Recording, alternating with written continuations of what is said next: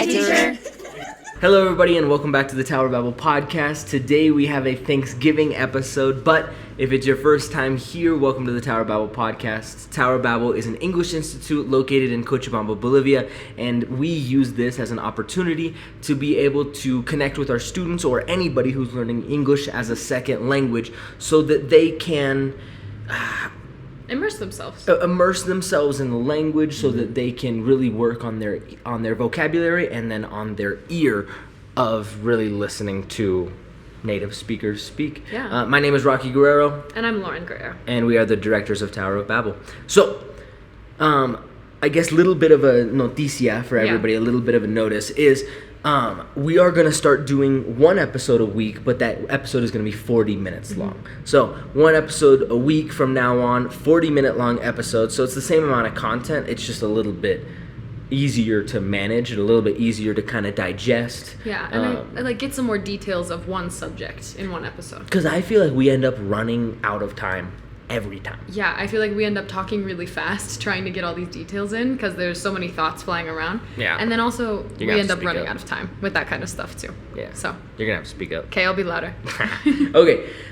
So what's our topic for today, Lauren? Thanksgiving. And when this comes out, it will be Thanksgiving. This comes out on the 27th, which is the Thursday. And so I'm going to be honest with you. I actually don't know how that works. It's always the fourth Thursday. It's always the fourth Thursday. Thursday. What if there's 5 it's Thursdays? Still the fourth. Always. Are you sure? I thought it was always just the last Thursday. No. It's always the fourth Thursday. So it's normally like in the late 20s. Yeah. I always imagine it as like the 28th. Which is pretty close. Well, this year's the 27th. I feel like that's kind of like ideal for Thanksgiving is like, the 28th. You're super close to December. Right after Thanksgiving is when people start putting up their Christmas decorations. Like, I'm going today to go buy Christmas decorations for Torre De Babel because this is year 1. Yeah. We don't have any. We don't have anything. Crazy. But yeah, Black Friday is, I feel like, good to have, like, right after. There's a lot more to Thanksgiving than I thought there was going to be. It's a complex holiday. All right. That, like, we just kind of skip over. Well, let's get into the cultural connection for today, which is what is Thanksgiving? How is it celebrated here? How is it celebrated there? Where did it start? Give us a very quick rundown of what is the holiday. Like the history? Yeah. So the rundown is that there were pilgrims that came to what we now know as the U.S. But at this point, it was just a settlement in Plymouth, Massachusetts. So on the East Coast, right? They came from England. All different kinds of places. I think they were religiously persecuted. I think that's why they're called pilgrims. I'm not sure, but really, because pilgrim has to do with like religion. Like they were persecuted because they were Puritans. And that's why they went to the U.S. Yeah. What? It's a whole thing. And so this is in like the 1600s, somewhere in there. Which we conveniently had the witch hunts right after this, but we don't have to get into that right now. So this colony of Europeans came to Massachusetts, and a lot of them were just dying off from lead poisoning. So they were drinking from lead cups and stuff. They didn't know how to plant. They didn't like know the local things to hunt because it's a very different, obviously, area geographically.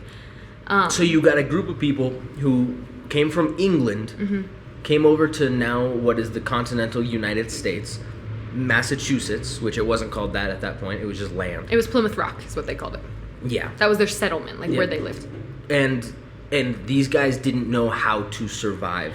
Yeah. Because the geography between the United States and the UK is drastically different. Yeah. The fishing is different. The hunting is different. They just didn't know what they were doing. So they were dying. Yeah, and like there were obviously are some similarities geographically, but it's a completely different continent. Yeah. So you're going to have a lot of differences. And so a lot of them were just dying off. And Massachusetts is north. So it was getting really cold. Okay. And the Wampanoag Indians, the indigenous people of that area. You said Wampanoag. That's the name of their tribe? That's their tribe name. There you go. Yes. They like befriended these people and like started to help them. They taught them how to grow like corn and pumpkins and squash, hunt local animals like deer, catch certain types of fish and stuff like that. They just like showed them the ropes. And so they became friends, and Thanksgiving is the first harvest that they had together. Like the fruits of that first harvest. Oh. Yeah. And so then what happened with the harvest? So they harvested all of it, right? They got it all out of the fields and things. And they were like, this is incredible. We're not going to starve.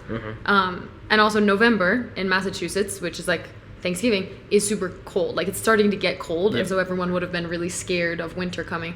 And they were just really excited. They were super joyful. And so they said, let's have a feast, and let's invite our new friends, the Wampanoag Indians. And they didn't have any turkey and the things we have now, which we'll get into a little bit later, like what we eat now. But they had duck, geese, deer, like pumpkins, like boiled pumpkins, potatoes, and corn. Yeah. And things like that. It was very simple, but they like drank wine together. There are stories that said they like played games and ran races together, which is really cool because these people from England and their friends, the Wampanoag Indians, didn't speak the same language at all, besides like one or two translators, which were Indians who had like interacted with Europeans before, who could kind of get by. Yep. But that's the story. And so that's the story of Thanksgiving. You have two cultures combining, one learning from the other, and then the one who learned things able to give thanks to the people who helped them, in this case the Wampanoag Indians, by hosting a feast for them. Yeah, and so that's Thanksgiving. They're all giving thanks. They're super thankful for that. And that's the basis for this, that then it became a tradition that kind of spread throughout the United States, and then started to spread kind of internationally. Has it? So, let's talk about this. Okay, because I don't know. This is obviously celebrated in the United States mainly, Yeah, right? and Canada. And Canada, right? Boom, celebrated pretty heavily. It is celebrated here, just not heavily. There are families who take the day of Thanksgiving and they go, oh, let's get together with our family, let's make food that's a little bit, more extravagant, a little bit more feast-like, and let's sit down and let's really take the day to, it's not a national holiday, you don't have the day off, Right. but it's just the ability to be able to be thankful. And I think that has translated over, that's the main part of Thanksgiving. Right, it's gratitude. How do you be thankful in the things that you're doing? How do you be thankful, for your family and stuff like that? But yeah, I mean, it definitely happens down here, but down here it's reserved for really you and your family. You're gonna maybe have a dinner together and talk about how your lives are going and stuff like that, just trying to be a little bit more intentional with each other. And then there's like Black Days sale, Yeah. right? Where like here people have accepted that kind of culture of like, oh yeah, this is the time where we'll do some sales and do some offers and stuff like that. And so that's all it is here in Bolivia. That's it. Yeah. What is it in the U.S.? What are your flagship? This is what we do in the U.S. Flagship. I don't even know that word. Flagship? What does that mean? Are you ready for this? Because I'm being genuine, I don't know this word. I know, but flagship is two words. Flagship. It's not one word? Nope. Sounds like it's one word. together. But It's a compound word. It's a compound word. So it's one flag. word. Yeah, but it's flag and ship. Yeah. They put them together to Flagship. make flagship. Flagship is a word that started back when people started to sail. And when sailing became big, especially in like big cavalries or stuff like that, you have one ship in front of all the rest with a flag it's on the it. front one. Yeah. The one with the flag. One with a flag on it that identifies what cavalier you're from. Like the main ship. Yep. Oh, not, okay. not the main ship. The flagship. The main ship's usually further back. Oh, okay. The flagship is just the one that like identifies everybody, and it's like the scout essentially. So it's like the markers Yep. of Thanksgiving. I get it. So the flagships of Thanksgiving are obviously like the meal. The tradition is you have a big meal. Which consists of turkey. Now we do turkey. What kind of turkey? I actually don't know why. What kind of turkey? What do you mean? What kind of turkey? yeah, but like How do you cook it? Are you rotisserie chicken cooking it? That'd be crazy. No, you Are cook it in the you- oven. What do you mean you cook it in the oven? You get a big turkey, right? Lots of places like your work gives you a turkey if you have like a nice job, which is really cool. If you have a great job. If you have a really good job. Or places will like donate turkeys and things like that. Yeah. And so you get a turkey, you put it in like a big pan, and the walls have to be really high, and you like rub it with herbs and butter and stuff like that, and you want the skin to be like nice and flavorful and crispy, and you baste it. So you like take the juice from in the bottom and you put it on top, and you take the juice and you put it on top. So it's baked turkey? Yeah.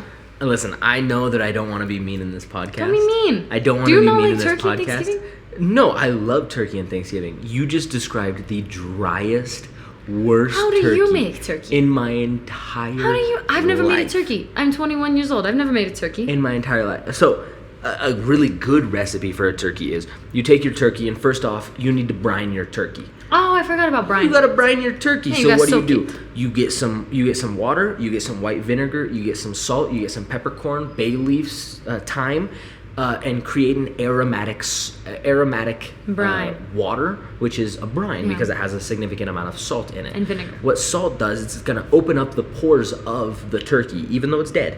It opens up the molecules and allows that brine, all that juice, to soak into it. How do you know all of Then- this? Have you ever made a turkey? No, but if I did, it would be phenomenal.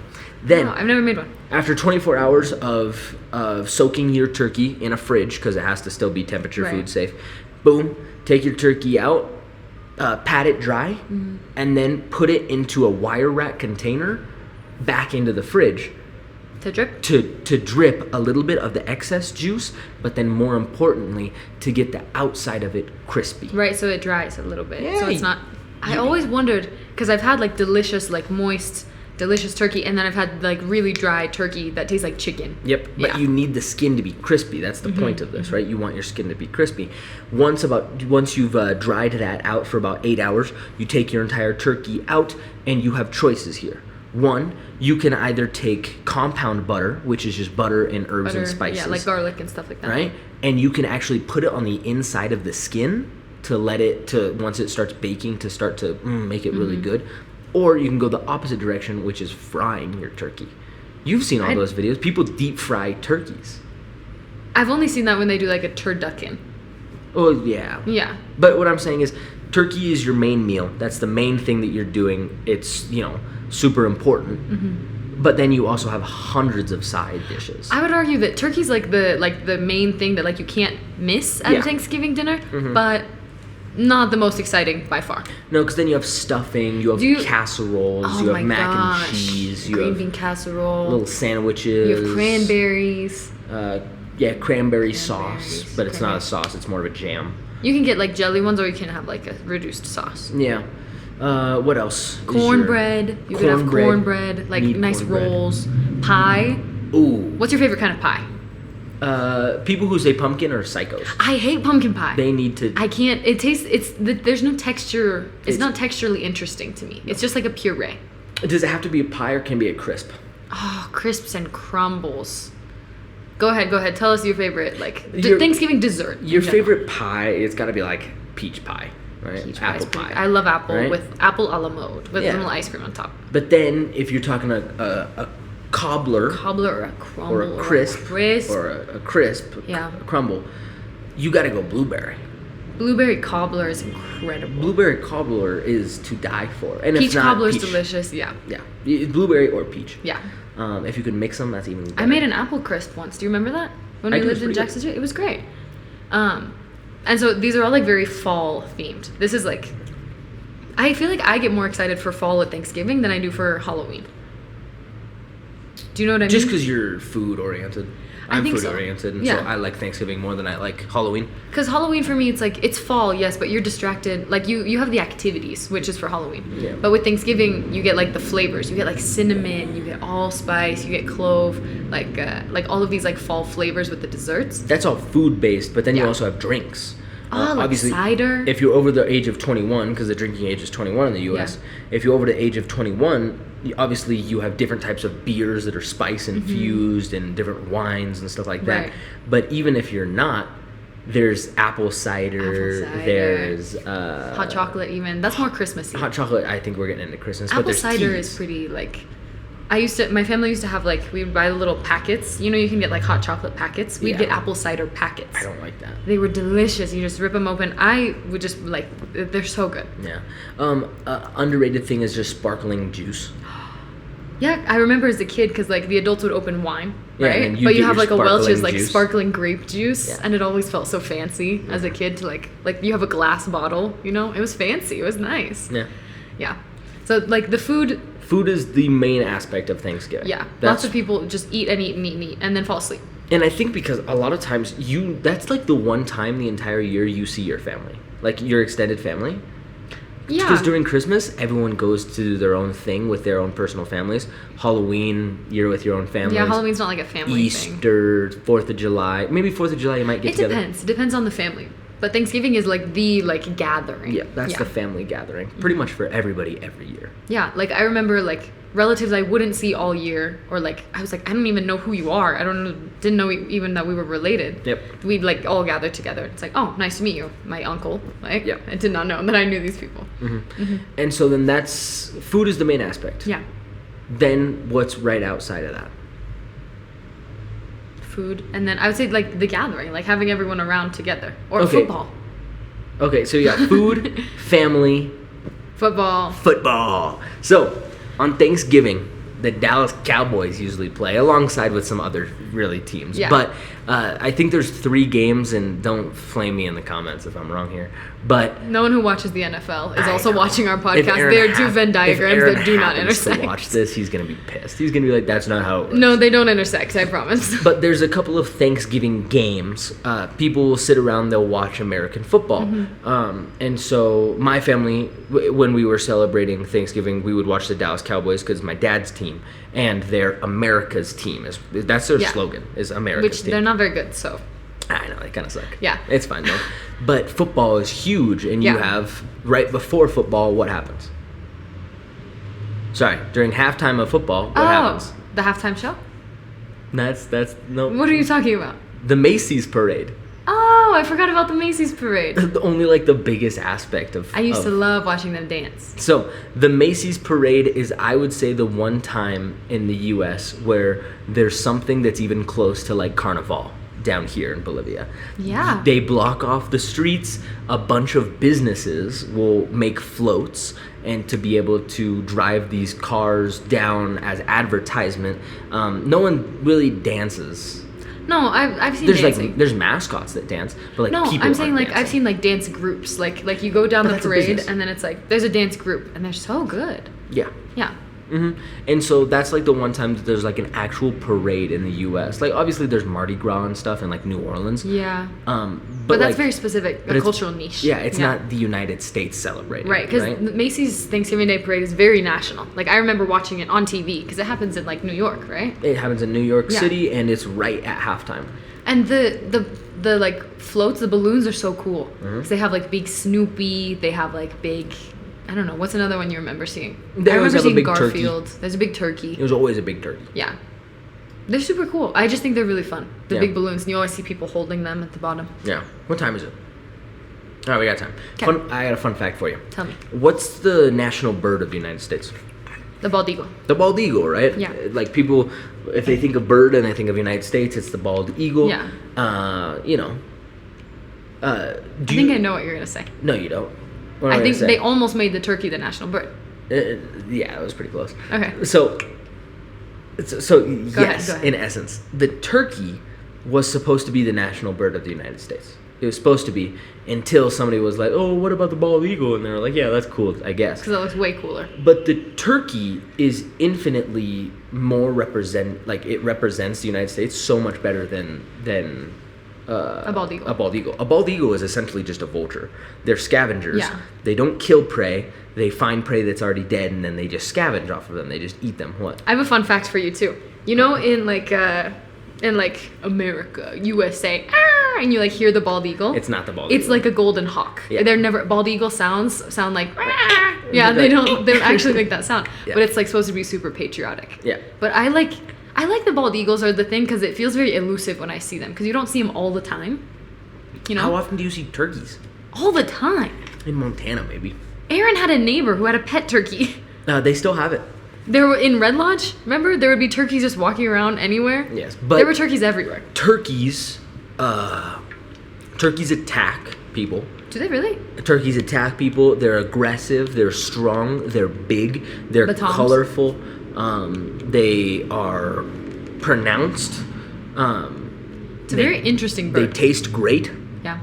And as they get older, you can kind of tell because their beard gets longer. Their They have gobbler. a little, not their gobbler, their beard. It's a tuft of hair that grows right here, Oh. and it just keeps on growing the longer and longer they are. Interesting. That's actually the trophy when you kill a turkey. It's not the gobbler? Nope, you take the beard because Interesting. depending on the beard, you can tell how many years old it is. Oh, and it's like better to get an older one. Yeah, it's better to, they say harvest for turkeys. I don't know why. Interesting. So, turkeys. we're going to be the national bird of the United States, and I think it actually probably would have been cool. They have red, white, and blue feathers. That's an excellent point. Another thing that I think is interesting is every Thanksgiving, the president pardons one turkey. What? You never heard of the turkey pardon? You've never heard of this before? Why are you laughing? The president. What did the turkey do? It's the turkey pardon. What did the turkey do? The turkey killed somebody? Not like forgiving him, but he's like, this specific turkey, will be spared from the table. It started with Teddy Roosevelt, I think, because one of his kids had a pet turkey, and he was like, Dad, it's Thanksgiving. Like, I want to protect this turkey. And now it's a president. It happens every year. Are you sure? I'm so for real right now. Google presidential pardon of the turkey. We need a producer at this point. Someone who just looks things up really fast. It's just Marita, and she's like, that checks out. That's true. What? Yeah, it's the turkey pardon. Every year he does. Because you know the movie Freebirds? The Thanksgiving movie? No. Oh, it's so good. When did this come out? It's recent. It's like probably 2016. And they're talking about a presidential pardon in a kids movie? Freebirds is about two turkeys. And they are on a turkey farm, and it's getting close to Thanksgiving, and all the turkeys are going to be sold and they're going to be eaten. Mm-hmm. And they travel back in time to the first Thanksgiving, where they're also in danger of being eaten. It's a whole thing, but they mention that the president, I think, comes to their farm and pardons one turkey. It's a whole thing. Look it up. I promise. How did you not know about the turkey pardon? I'm just thinking about Chicken Run now. Chicken Run. That's a phenomenal movie. Freebirds is a good movie. We should watch it for Thanksgiving. We'll see. Okay. But no, I did not know that the president pardoned... The president of the United States. I don't think pardon is the correct word. That's what they call it. Because like a presidential pardon, because the president has the ability to pardon like criminals, like felons. And do you want me to look it up while you keep talking? No. Okay. We'll figure it out. Because I promise it's true, and that's what they call it. It's the presidential turkey pardon. It says this turkey will be spared from the table as a thank you, as Thanksgiving to all the other turkeys, to turkey kind. That's horrible. Because it's like the turkeys are giving us a meal. They're giving us food and time to share together. Yeah. Follow-up question. Uh-huh. Stuffing. What are your opinions? I hate it. I love stuffing. It's just wet bread. Does it mess with you if the stuffing is inside the turkey or if it's dressing and it's outside? Nah, if it's inside the turkey, it's better. Yeah, the flavor's better. Because then it makes sense why it's wet. I love stuffing so much. If it's good. If it's not, it's just kind of soggy. Oh. It's just I know a lot of people have mixed feelings about it. Food. Family. Football. The Macy's Parade. Macy's is a store who puts on this parade. It's a big department store. The Macy's Thanksgiving Day Parade. It's a lot of money, I bet. Big production. Yeah. So, family, food, football, Macy's Parade. What else goes into Thanksgiving? What else was I going to say? Are there any fireworks? No fireworks. Black Friday, I would say, is like an important thing of Thanksgiving because it used to be, back in the good old days, that Black Friday like started on Friday. Now it's starting like 2 p.m. on Thanksgiving, and so people will like still go out and go shopping and stuff on Thanksgiving, like at night, to get deals and stuff like that. So let's talk about Black Friday. Yeah. So Black Friday is originally an idea that a couple of corporate guys had. Really? To be able to entice people to buy things for their family. Right? Because it's right before Christmas. So there's a couple of factors that go in here because it's a phenomenal concept. Good marketing. Number one, you just saw all of your family for Thanksgiving. All of them came to your house. You all ate together. You probably had a good time. But more importantly, you probably made plans for what you guys are going to do for Christmas. Probably. So at that night is the night that the majority of Americans will make plans of whether or not they're going to spend Christmas with their family members or not. So then they will know who they have to buy presents for and who they won't have to. Right? Like who they're directly going to see. Yep. So then they were like, okay, that's genius. They all know who's going to be there, when they're going to be there, if I need to buy them a present.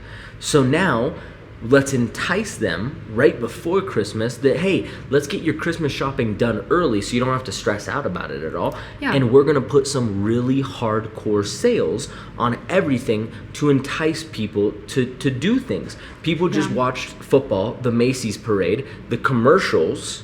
Because the commercials are big. Are super expensive to buy. And so then now you have the ability to, oh, I just saw this. Oh, I just saw my friend who would really like that. Let me see if it's on sale. So then they put everything on sale so that it makes everybody go and buy. Before, it used to happen on midnight on Friday, which is the day like after Thanksgiving. At midnight, doors would open to... People would like camp outside and like trample each other. It used to be like really dangerous. It used to be like an actual thing because the deals were so good. Yeah. And the companies made so much money off of it because people were impulse buying because it was like, oh, that's 70% off.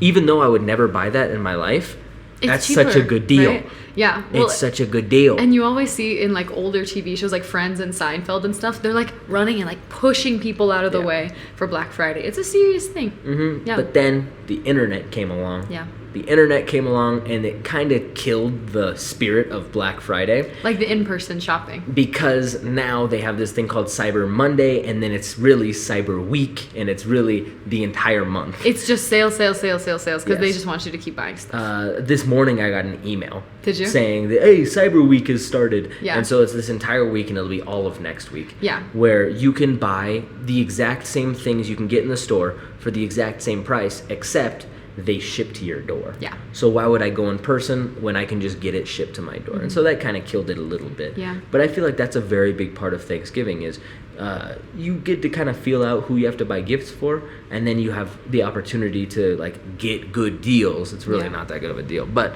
some things are, which is part of the fun. Deals. You get like half off. You get like more than half off on certain things. If you already, but it's good deals if you know what you want. It's not good deals if you just buy whatever. Yeah. If you're already planning on buying something and then it's on sale, then it's a good deal, right? Because then you save money. But if you weren't planning on buying it and then you buy it, then you're just wasting money. Yeah, lots of people impulse buy with things like that. But it's perfect marketing if you think about it. Genius. Because it's far enough away from Christmas that it's not like last minute for anybody. Yep. But it's still close enough that you're like, oh, I need to start thinking about it. Because it's in almost exactly a month, like right around that time. Yep. Can we talk about Friendsgiving really quick before we get into Lauren's learning segment? I'd say that's a new epidemic. Epidemic? You don't like Friendsgiving? Epidemic is bad. What's a good epidemic? Epidemic refers to sickness, like okay, pandemic. But what's a good epidemic? It's a new phenomenon. That's lame. It's not an epidemic. That means trend. It's bad. New trend. Friendsgiving.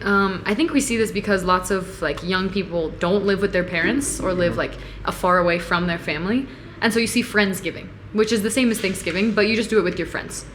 Sometimes people cook. If they can't cook, they just buy a bunch of stuff, like pumpkin pie and like pre-made things, and they just have Friendsgiving together. Yeah. The concept of Thanksgiving, I feel like maybe more than other holidays, except for maybe Christmas, is that like people aren't supposed to be alone. Like people don't want to be alone. They'll like invite people in and stuff like that. Yeah, I agree with that. Yeah. I think it's very, I don't know, I didn't have much else to say about it. Except that Friendsgiving, I feel like it's catching on more and more. I agree with that. It'll die. You think so? 100%. I just think we're seeing so much more of it because even like people will have like their family Thanksgiving and then multiple other. Yeah. When we lived in Montana, we had 3 Thanksgivings to go to. Really? We had my family's, your family's, and a Friendsgiving. That's so many Thanksgivings. So many. Too many. Lots of people hit them on the same day. They like bop like to that. and from, and then they like eat all the best stuff at each place. I like it's pretty that good. a lot. All right, Lauren's learning segment. What do you got for us today? Today, what I have for us, not related to the topic, but I just thought it was interesting because I was thinking about all the different vocab we use. We're looking at words for saying that you're upset or you're annoyed at something. Because there are lots of, like we can say, you know, I'm annoyed or I'm upset, but it's pretty basic. It's pretty base level. And so I wanted to do a couple other ones that are a little bit more colloquial and a little more used. So this one, if you'll hold this up, it bugs me, right? If something bugs me, you can just think of like an actual bug, right? Yeah. You think about like a bug on you, right? It might be annoying. It might be irritating.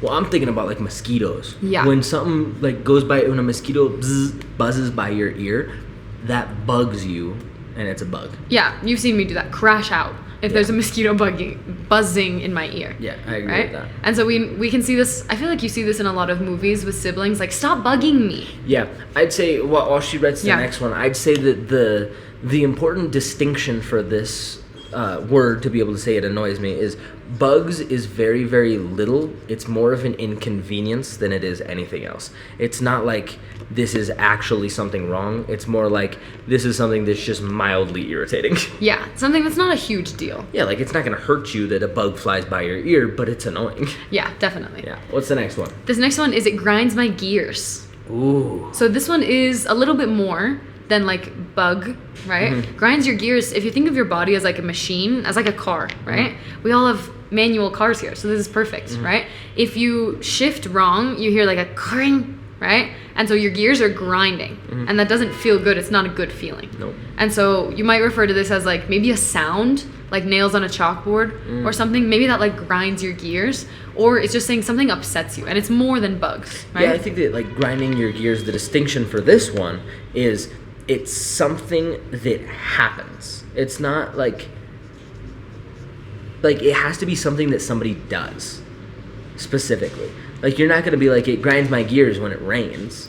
Yeah. No, that's more of a bugs me type thing. Like, it's like a mild irritation. Yeah. But grinds my gears is something that somebody else does that makes you angry. That's a good point, because you could even say like, I have to fix my shirt, like the collar's bugging me. Yeah, you're right? not going to say it grinds my gears. It grinds my gears. No, that's like an action that's upsetting. And I think specifically, this is usually said by, it grinds my gears when something happens. Yeah. When this person does this, when this person does that. Mm-hmm. It's a usual person-on-person offense. Yeah.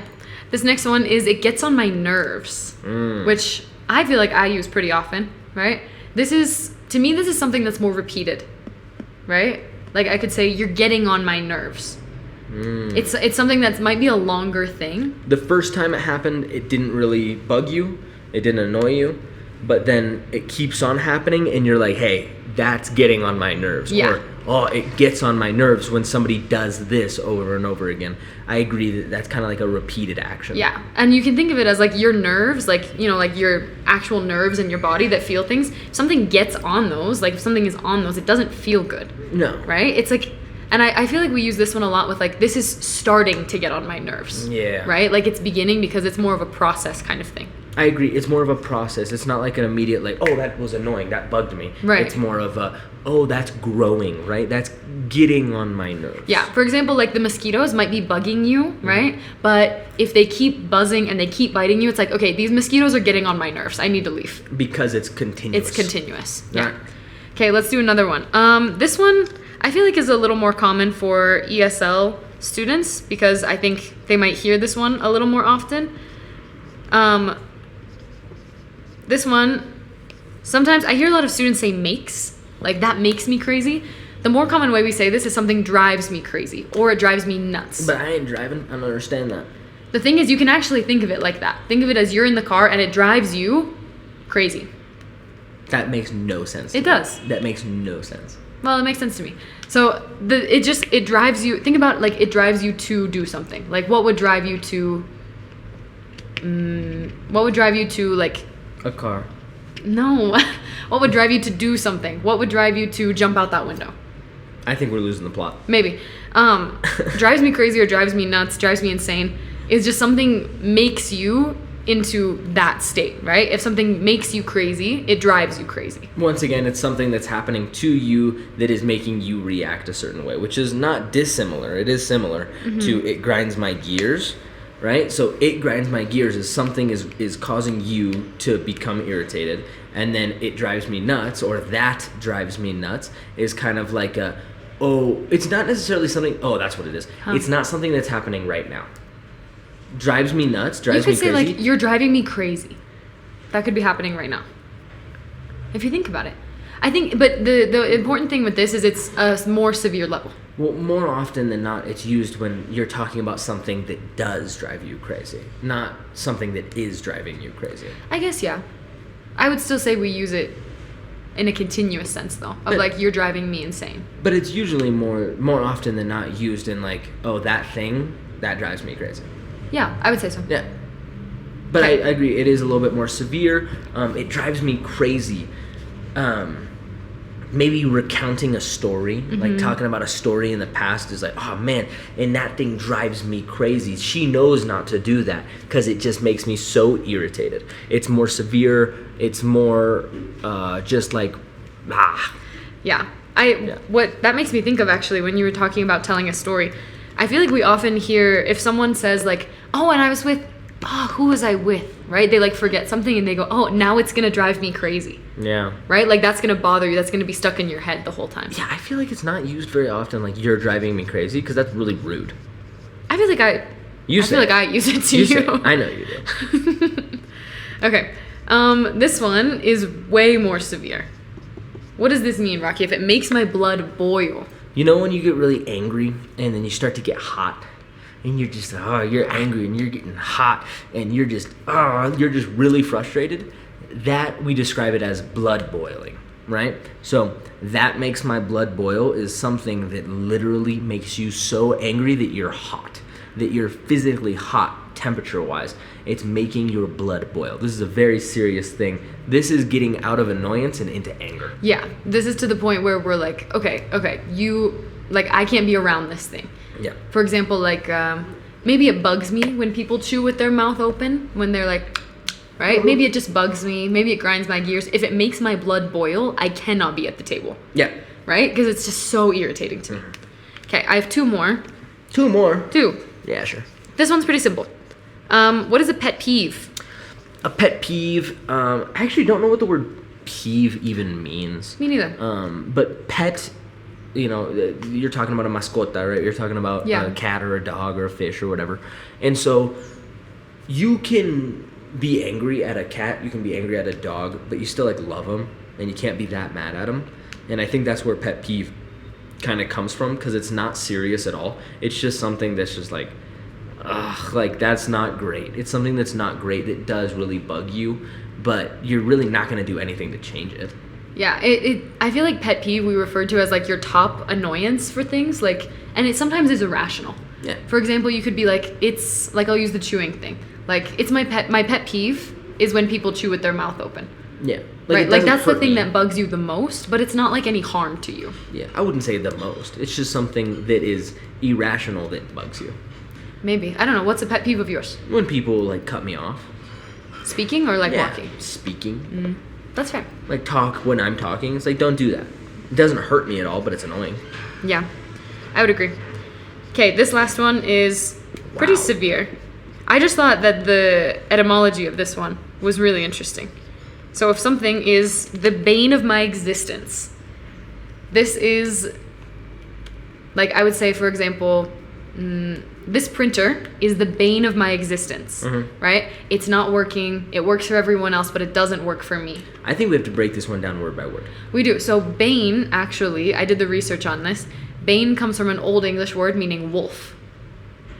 So as if it's like there's a wolf that is like harming you, like doing some kind of harm to you. It's true. I looked it up. It means enemy.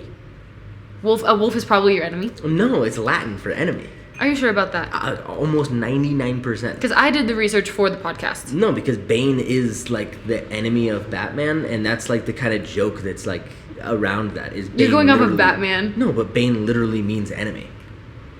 I think we're both right. No.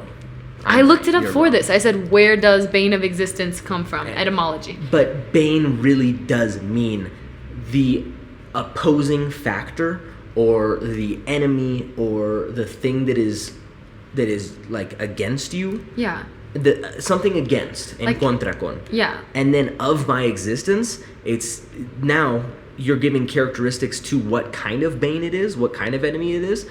It's the enemy of my entire existence, of my life, of everything. Like it literally damages or harms my very being. Yes. Which we don't actually, we don't normally use it in this context. It's normally pretty dramatic. Like I said, this printer is the bane of my existence. Like, right? And that's just when the printer is not working. Yeah. Or like, I feel like Garfield says like Mondays are the bane of my existence. Yeah. Right? It's just like, it's when something is just like, it's supposed to work. And it's just not working when we say bane of my existence. It's just like deep annoyance. Or like maybe if you really don't like someone, it's like, she or he is just the bane of my existence. Yeah.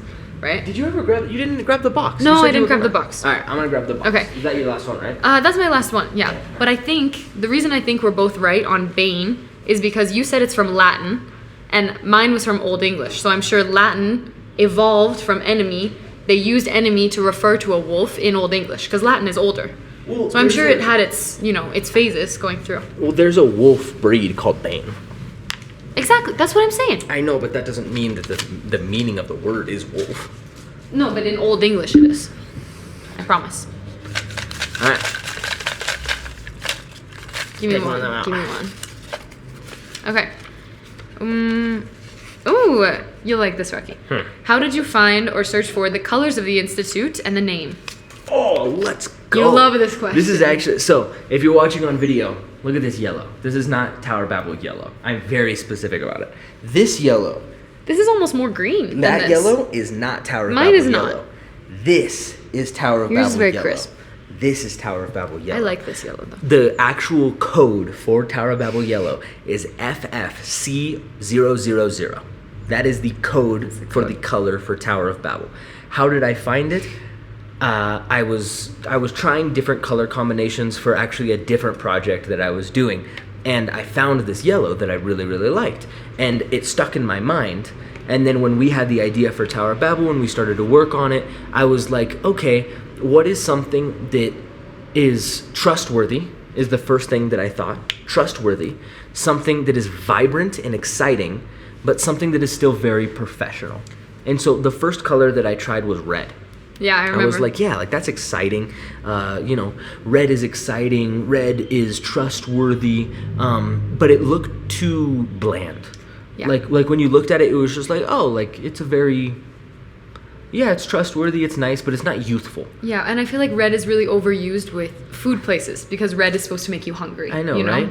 And then I tried blue because that's like extremely Trustworthy. But then I was like, okay, let's make it really light, like a light blue. Yeah. And so I did a really light blue, and I liked it. But the only issue with it is it was too calming and not necessarily an exciting color. Not like llamativo enough. Yep. And then I remembered this yellow, and I tried it on our logo because I had built the logo at that point. There's actually a little trivia for the logo is. You'll see that on the logo, it has like kind of this curved bottom on the end of it. There was supposed to be a book there.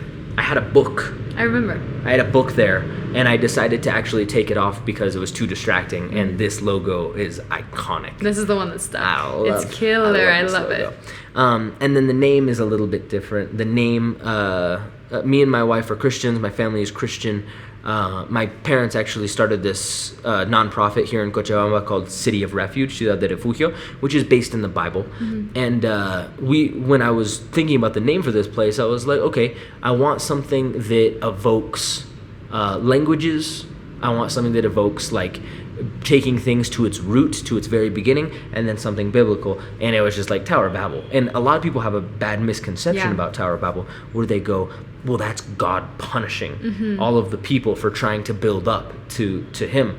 That's not necessarily true. A lot of scholars actually have a really big discussion about this, of whether or not God was punishing humanity or whether or not God was just that just didn't go with his plan. It wasn't a punishment because it didn't say like his wrath or like he struck them down. Right? No, he didn't say any of that. It was just like he dismantled the tower. Is essentially what it translates to when you're doing it in Hebrew. Is he dismantled the tower and spread people so that they would have different languages. And so I don't think it's entirely a negative thing. And more than anything, it would be the first time when a language institute would even need to exist. Right after the incident of Babel. Did you know that Babel is actually the town, the city? I did not know that. It makes sense. It's the Tower of Babel. That makes a lot of sense. I thought it was just... That makes so much sense. But yeah, it was like the birthplace of languages. Yeah. And so I love it now looking at it because we get like this very historical like far back history of languages, like the birthplace of all of them. Yeah. And then like the yellow for me, the reason I love the yellow is because it's so youthful. Like we were 20 when we started this place. Yeah. We're 21 now. And so it's meant to evoke like something new. So I like the juxtaposition of like we have this old stuff, we have David over here, it's meant to seem like classical, back to the basics, right, of language learning, how you learn your native language, so with native speakers. But then you have like the bright, exciting yellow, you have like all the Americana pictures and things like that. And it's meant to be like, it's the traditional ways, but for the new times. I love it, love it, love it. Yeah. You guys can see that. That is my favorite photo. And that evokes a lot of what Tower of Babel is trying to be, is something historical, something that's old time, but with a new take on it. Mm-hmm. And so it's all black and white, but then his belt is just that bright yellow. And I really like that photo. That's my favorite one. Do you want to explain what this photo is for everyone who doesn't know? Nah, we're already late. Next time. Okay. All right. So that's all we have for today. Happy Thanksgiving, everyone. Happy Thanksgiving. Yeah. Immerse yourself. Go eat some turkey. Immerse yourself.